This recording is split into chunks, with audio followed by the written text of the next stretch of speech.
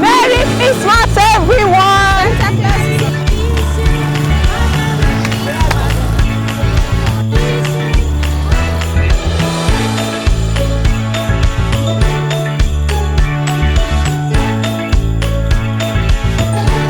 Do you guys have fufu? Yes! Send me fufu.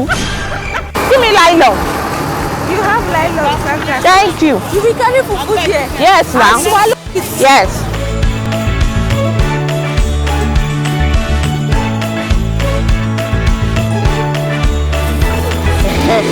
This one is okay like this. How much is Gary? Gary will come below. So let's go and see him.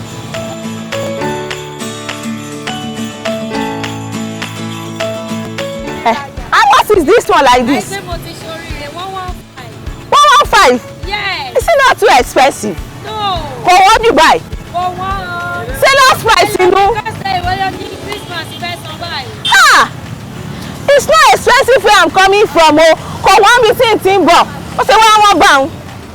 Okay, they don't call. 4,000. It's not supposed to be expensive. Like where I'm coming from, self, we can see small thing by. This is a way do. It's soccer. Yes. Where is a way do?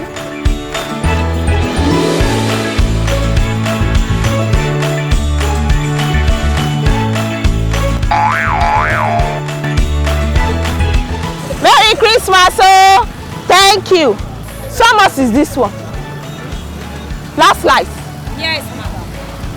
Please go Christmas in my price market now. Just. It's pay me, oh.